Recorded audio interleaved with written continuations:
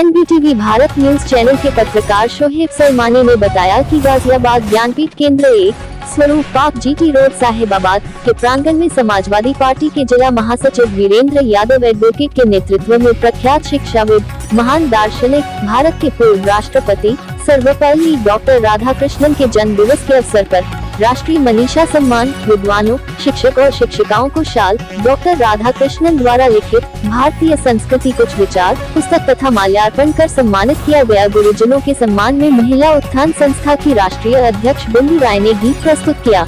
नंदनी सेन ने शिक्षक दिवस पर कविता कार्यक्रम को Ravi Dutt, Manish, Aman Singh, doctor Saroj Yadav, doctor RP Singh, doctor Subhash Sharma ने संबोधित किया। कार्यक्रम के मुख्य अतिथि डॉक्टर विशन लाल गौड़ रहे। अध्यक्षता डॉक्टर सभापति शास्त्री ने किया।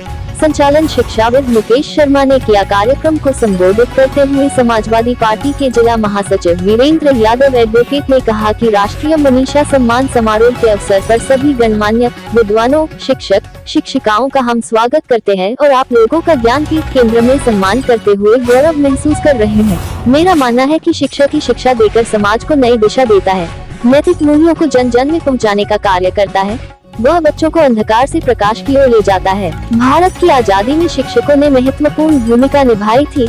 आज ऐसी स्थिति देश में पैदा हो रही है। यहाँ नफरत का वातावरण बनाया जा रहा है। समाज को जातियों, उपजातियों, धर्मों में बांटा जा रहा है। इस व्यवस्था को बदलने में शिक्षक ही मददगार साबित हो सकता है। हम आप लोगों से इस अवसर पर इतना ही चाहते हैं कि व्यक्ति, समाज और देश में नैतिक मूल्यों की रक्षा का काम करेंगे। जो अन्याय, अनाचार, अत्याचार हो रहा है उसे शिक्षा के माध्यम से दूर करने का प्रयास करेंगे। समाजवादी पार्टी के वरिष्ठ नेता रामविलास यादव ने कहा कि भारत रत्न से सम्मानित डॉक्टर राधाकृष्णन विलक्षण प्रतिभा के धनी थे। उनका बचपन आर्थिक तंगी में भी था, फिर भी उच्च शिक्षा प्राप्त कर उन्होंने देश और समाज को संदेश दिया। वह शिक्षक ही नहीं युगदृष्टा थे। वह लोकतंत्र को मजबूत देखना चाहते थे तथा संवैधानिक संस्थाओं को कमजोर देखना नहीं चाहते थे। उन्होंने जातिवाद, धार्मिक पाखंड, अस्पृश्यता, मानव और मानव में अंतर के विरुद्ध लड़ाई लड़ी तथा कहा कि जो धनवान है उन्हें वंचित, शोषित वर्गों की जिन पर न पूरी रोटी है, कपड़ा, मकान नहीं है, सड़क पर पाकों में जीवन व्यतीत करते हैं, उनके कल्याण के लिए सोचना चाहिए। यदि वह पीड़ित के दुख से दुखी नहीं होते, उनमें करुणा नहीं आती तो मानव धर्म वह नहीं निभा रहे। इस अवसर पर रामविलास यादव ने कहा कि डॉक्टर राधाकृष्णन जैसे लोग सदियों में पैदा होते हैं। शिक्षक दिवस के अवसर पर हमें संकल्प लेना चाहिए कि हम डॉक्टर राधाकृष्णन के विचार को आगे बढ़ाते हुए सामाजिक दायित्व निभाएंगे। आइए दिखाते हैं मीडिया से बात करते हुए समाजवादी पार्टी के वरिष्ठ नेता रामविलास यादव एवं सपा जिला महासचिव एडवोकेट वीरेंद्र यादव ने क्या कहा। भाई मोहम्मद अली जी जो अर्थला में आदर्श जूनियर हाई स्कूल है उसके प्रिंसिपल हैं। भाई निमेश जी हमारे बहुत ही नज़दीक और हमारे विचारों से जुड़े हुए हैं और तमाम यहाँ पर जो शिक्षक और शिक्षिकाएं यहाँ पर उपस्थित हैं, यहाँ पर जितने भी कार्यकर्ता उपस्थित हैं, जितने लोग यहाँ आए हैं, मैं सबका अभिनंदन करता हूँ, सबका स्वागत करता हूँ। मैं पत्रकार बंधुओं का स्वागत करता हूँ कि जो बहुत समय से यहाँ उपस्थित हैं और आपके कार्यक्रम को सफल बनाने का काम कर रहे हैं। सभी पूर्व वक्ताओं ने आपके बीच में अपने विचार रखे हैं। आज यह कार्यक्रम, इसका नाम राष्ट्रीय मनीषा सम्मान है। विद्वानों का सम्मान, शिक्षाविदों का सम्मान, जिन लोगों ने समाज और देश को परिवर्तित करने के लिए बड़ा काम किया है, उनका सम्मान। आज का दिन डॉक्टर राधाकृष्णन के जन्मदिन पर इसलिए रखा जाता है शिक्षक दिवस, क्योंकि वो महान विद्वान थे। और मैं आप लोगों के बीच में कहना चाहता हूँ कि डॉक्टर राधाकृष्णन तिरतनी में पैदा हुए और वहाँ के धर्मस्थल में, और तिरुपति बालाजी वहाँ के धर्मस्थल में उन्होंने अपना जीवन गुजारा, क्योंकि उनके पिताजी की आय बहुत कम थी तो हम आप लोगों के बीच में यह कहना चाहते हैं कि जो धन की कमजोरी है, अगर प्रतिभावान व्यक्ति है तो वह कमजोरी नहीं होती, वह देश के सर्वोच्च पद पर पहुंच सकता है। वो डॉक्टर राधाकृष्णन। सभी वक्ताओं ने शिक्षा में क्या कमियां हैं, क्या खामियां हैं, उसको बताया, लेकिन मैं वह बात दोहराना नहीं चाहता। डॉक्टर राधाकृष्णन उप कुलपति मैसूर यूनिवर्सिटी में थे और बनारस हिंदू विश्वविद्यालय में, लेकिन उनके मन में देश के जो लोकतंत्र है उसका उनके मन में हमेशा ये भाव रहता था कि लोकतंत्र कमजोर नहीं होना चाहिए।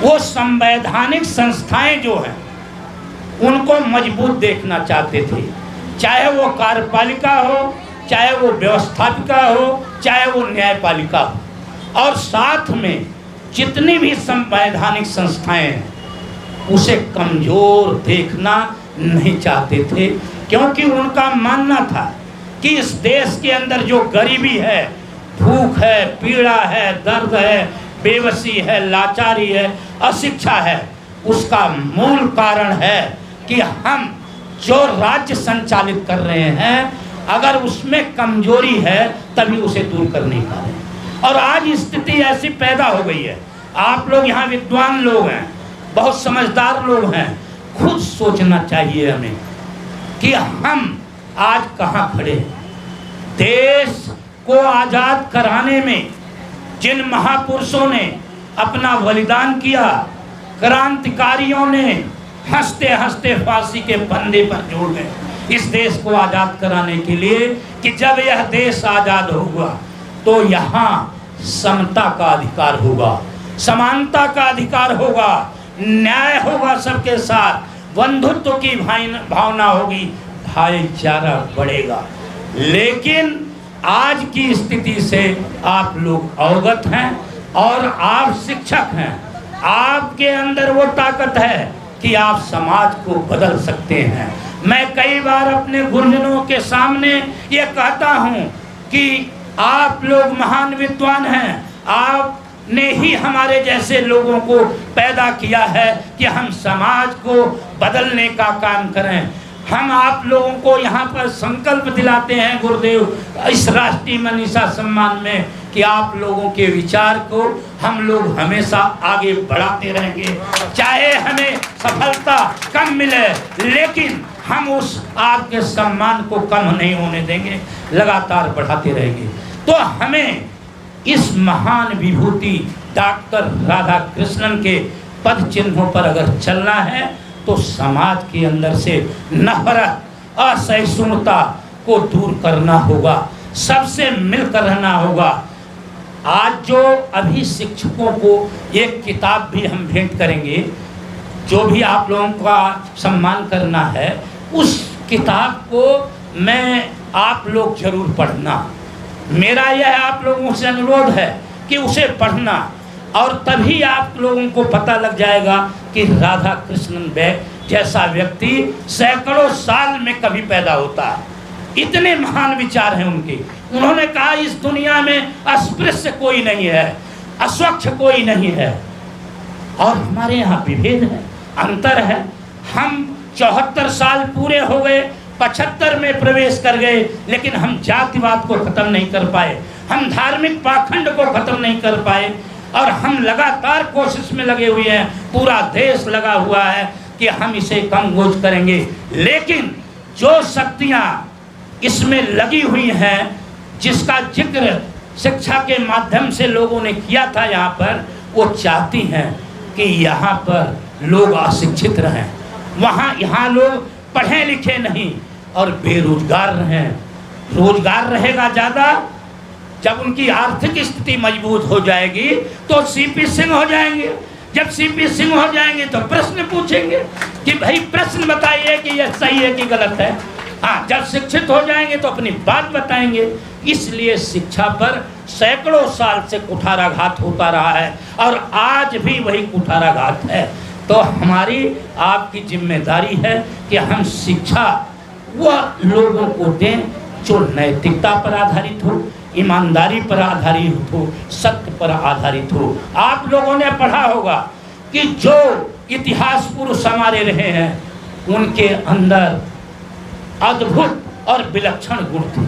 वो सत्य, अहिंसा, ईमानदारी, नैतिकता उनका गुण था। और आज क्या हो रहा है? आज स्थिति ऐसी है, मैं आप लोगों के बीच में बताना चाहता हूँ। मेरे यहाँ गुरुदेव बैठे हैं, गुरुदेव ये बताएंगे आप लोगों के बीच में। मैं इतना कहना चाहता हूँ कि जब पहली पार्लियामेंट बनी थी और जवाहरलाल जी, पंडित जवाहरलाल जी प्रधानमंत्री थे, तो भी यहाँ भारत में संसद और सरकार में फर्क ही पता नहीं लगता है। भाई संसद डोमिनेंट, प्रभावशाली है, मजबूत है, सरकार से प्रश्न कर सकती है। जब जवाहरलाल जी इतने ताकतवर थे कि जिनके सामने कोई बोलने वाला नहीं था, संसद अगर देश हित में, समाज हित में, व्यक्ति हित में अगर कोई बात नहीं करता था तो वो प्रश्न पूछते थे, सांसद प्रश्न पूछता था। आज स्थिति ऐसी हो गई है गुरुदेव कि सांसद चाटुकार और फाट हो गए हैं। वो बिरदावली बखान करते हैं, एक प्रश्न ही पूछना नहीं चाहते, जबकि प्रश्न पूछना चाहिए कि ये इस देश की जनता 14 करोड़ कोरोना वैश्विक महामारी में क्यों बेरोजगार हो गई, क्यों बेरोजगार हुई, और 3% पूंजीपतियों की संपत्ति कैसे बढ़ गई। ये बांटा जाए तो 95,040 रुपए आते हैं हिस्से के अंदर। हम कितने लोग बेरोजगार हुए, बांटा जाएगा तो इतने रुपए पड़ते हैं। ये प्रश्न पूछने वाला नहीं। कि ऐसा हो रहा है कि भारत अमेरिका की तरह कुलीन तंत्र में परिवर्तित होता जा रहा। यहाँ पर धन्ना सेठ, बड़े बड़े लोग सत्ता पर काबिज करना चाहते हैं और हम लोग बुद्धिजीवी मूक दर्शक बने हुए बैठे हैं। हमें अपनी आंखें खोलनी होगी, हमें अपने दिमाग को खोलना होगा, हमें यह पहचानना होगा कि असली दुश्मन कौन है, जो 90 करोड़ लोग को केवल 5 किलो अनाज देकर उत्सव मनाते हैं। 5 किलो अनाज, सड़ा हुआ गेहूं और उत्सव मनाते हैं। वैक्सीन कोई ऐसा यहाँ पर नहीं बैठा है जो अप्रत्यक्ष कर और कर न देता हो और कहते हैं मुफ्त वैक्सीन। कर हम दे रहे हैं, साबुन खरीद रहे हैं, तेल खरीद रहे हैं, टैक्स दे रहे हैं, इनकम टैक्स दे रहे हैं, जीएसटी दे रहे हैं और कहते हैं मुफ्त वैक्सीन। उत्सव, बीमारी में कभी कोई उत्सव मनाया है आज तक? बीमारी में तो लोग कष्ट भोगते हैं, यहाँ ये उत्सव मनाते हैं। तो इस अवसर पर मैं डॉक्टर राधा कृष्ण के चरणों में नमन करते हुए जो आदर्श इन्होंने उपस्थित किया है, मुझे ये बात इसलिए बोलनी पड़ी कि जो इनका सपना था, जो हमारे पुराने नेता थे, जो शिक्षाविद थे, जो प्रख्यात दर्शन शास्त्री थे, इनका जो सपना था उस सपने को हम पूरा नहीं कर पा रहे हैं। मैं आप लोगों को बहुत बहुत धन्यवाद करता हूं कि आप लोग यहाँ पर आए और मैं आप लोगों का इसलिए भी अभिनंदन करता हूं कि आप लोग हमारी ताकत हैं, हमारी ताकत को हमेशा बढ़ाते हैं। जब भी आप लोगों का आह्वान होता है इस पंडाल को भर देते हैं।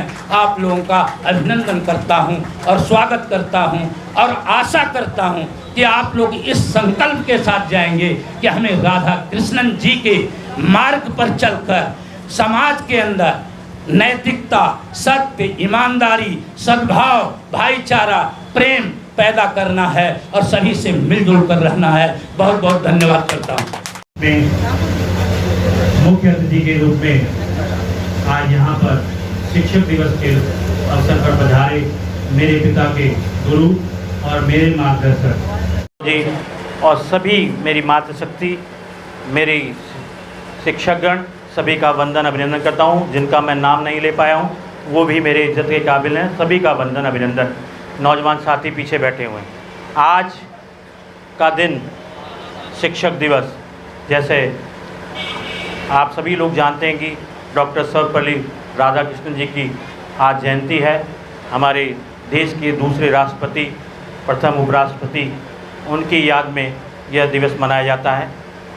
शिक्षक आप सभी जानते हैं जो भविष्य का निर्माण करते हैं। शिक्षक वह दीपक है, वह जो आपके जीवन में उजाला प्रकाशमान बनाते हैं।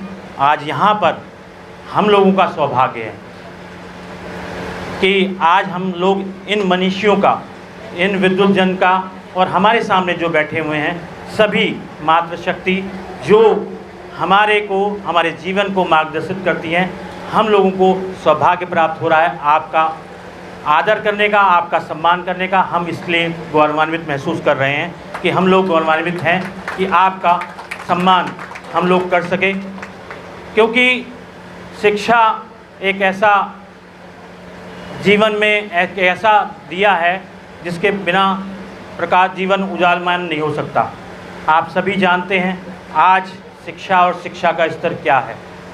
मैं ज़्यादा बातों में नहीं जाता, क्योंकि आज शिक्षा जिस तरह से हम लोगों को मार्गदर्शन करने के लिए मिलनी चाहिए, आज शिक्षा जो है, मैं ये नहीं कहना चाहता कि बहुत सारे लोग हैं, बहुत सारे अच्छे स्कूल चल रहे हैं, बहुत अच्छी चीज़ चल रही है, लेकिन आज का वो जीवन जो है हम शिक्षा किस स्तर पर ले गए हैं कि आज जो आने वाला भविष्य है वह शिक्षा से, उस शिक्षा से वंचित है जो हमारे यहाँ मनीषी बैठे हैं, जिन्होंने शिक्षा का रास्ता दिखाया और हम लोगों को रास्ता दिखाया।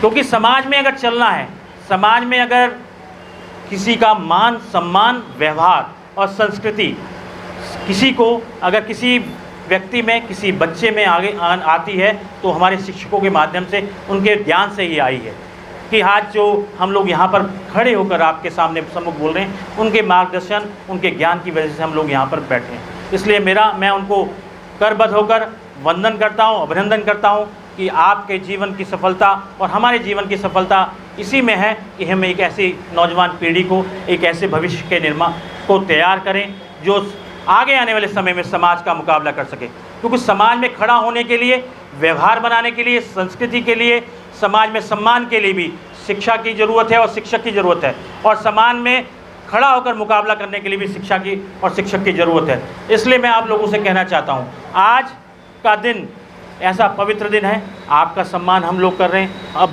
बहुत सारे लोग बैठे हैं, बहुत सारे लोगों का मैं आतिथ्य यहाँ पर स्वीकार हम लोगों ने किया, बहुत लोगों का सम्मान अभी हम करेंगे, लेकिन मेरा सिर्फ एक निवेदन है कि शिक्षा को इसी तरह जगाते रहिए। बहुत सारे लोग आज शिक्षा से वंचित हैं, बहुत लोगों के पास शिक्षा नहीं पहुंच पाती, गरीब बच्चे हैं, निर्धन बच्चे हैं, अगर उनके सब पास ये शिक्षा पहुंच जाए तो इस समाज का भला हो जाएगा। मेरा यह मानना है कि शिक्षा अगर नहीं मिल पाई तो ये समाज बिखर जाएगा, समाज बिखर जाएगा तो ये देश बिखर जाएगा। आज नौजवान पीढ़ी के सामने बहुत बड़ा संकट है। नौजवान पीढ़ी शिक्षा के दरवाजे खड़ी है, पढ़ाई लिखाई करके शिक्षक टीजीटी पीजीटी इतने सारे शिक्षक आप देख लीजिए, कोई भी राज्य की सरकार, मैं उत्तर प्रदेश की सरकार की बात नहीं करता, जितनी भी देश की सरकारें में हैं, हमारा जो शिक्षक वर्ग है इतना पीड़ित है कि उसको अपनी जो आय के साधन के लिए, जिससे वो देश का भविष्य निर्माण कर रहा है, उससे भी संकट के दौर से गुजरना पड़ रहा है। आज वो सड़कों पर मारा फिर रहा है, वो अपनी नौकरी, अपनी आय के लिए, अपने बच्चों के परिवार के लिए, जो हम लोगों के बच्चों के और हमारे परिवार को पालता है, आज वो संकट में है। वो शिक्षा का स्तर इस तरह से गिरता जा रहा है और हम लोग उनका सम्मान नहीं कर पा रहे। आज सम्मान कहाँ हो रहा है? आज शासन और प्रशासन के लोग लखनऊ की गलियों में हो, चाहे मध्य प्रदेश में हो, चाहे राजस्थान में हो, लाठियों से उनको पीटा जा रहा है। जो शिक्षक है अपनी नौकरियों के लिए मारा फिर रहा है कि हमारे को शिक्षा का जो परीक्षा पास करने के बाद भी उसको नौकरी नहीं मिल पा रही है। तो हम ऐसा व्यवस्था देखना चाह रहे थे। आज़ादी का इतने साल हो गए, 75 साल की आज़ादी में क्या हम ऐसा भारत बनाना चाहते थे कि जो शिक्षक हमारे देश को, हमारे समाज का निर्माण करता है, वो आज अपने लिए और हमारे लिए, अपने लिए नहीं हमारे लिए लड़ रहा है सड़कों पर, और हम लोग उसकी आवाज़ नहीं बन पा रहे। कम से कम 70,000 शिक्षकों की भर्ती रुकी हुई है उत्तर प्रदेश में, और कई हज़ार राजस्थान में रुकी हुई है, मध्य प्रदेश में रुकी हुई है। ऐसा क्या हो रहा है कि हम लोग सरकारें जो है इन पर ध्यान नहीं दे पा रही है। हम सम्मान तो आज करेंगे, दिल्ली की सरकार और उत्तर प्रदेश की सरकार बहुत बड़े कार्यक्रम आयोजित करेगी, उन शिक्षकों को सम्मानित करेगी, लेकिन सम्मान सिर्फ माला पहनाने से नहीं, कुछ सॉल भेंट करने से नहीं। शिक्षक का सम्मान जब तक आप हृदय से नहीं करेंगे, उनके लिए सोचेंगे नहीं, उनके परिवार के लिए नहीं सोचेंगे, तब तक शिक्षक का सम्मान नहीं होता। क्योंकि शिक्षक का सम्मान अगर हम नहीं कर पाए तो ये देश नहीं चल पाएगा, ये समाज नहीं चल पाएगा, हमारी पीढ़ी नहीं चल पाएगी। इसलिए हम लोग यहाँ पर सभी लोगों का सम्मान करने के लिए यहाँ पर आए हैं। हम लोग आपके आभारी हैं। आप लोगों ने हमें यह मौका दिया कि आप लोगों की वजह से हम लोग इस कार्यक्रम को कर पाए और इस कार्यक्रम में आप आ पाए। मैं आपका आभारी रहूँगा और मैं हमेशा आदर के साथ आपका नमन करता हूँ, आपका अभिनंदन करता हूँ। मंच पर जितने भी मनीषी बैठे हैं और सामने जितने मनीषी बैठे हैं, मैं उनका सम्मान करता हूँ। सभी शिक्षकों का, सभी गुरुजनों का मैं सम्मान करता हूँ। आज शिक्षक दिवस के अवसर पर आपको बहुत बहुत बधाई देना चाहता हूँ, बहुत शुभकामनाएँ देना चाहता हूँ। बहुत बहुत धन्यवाद।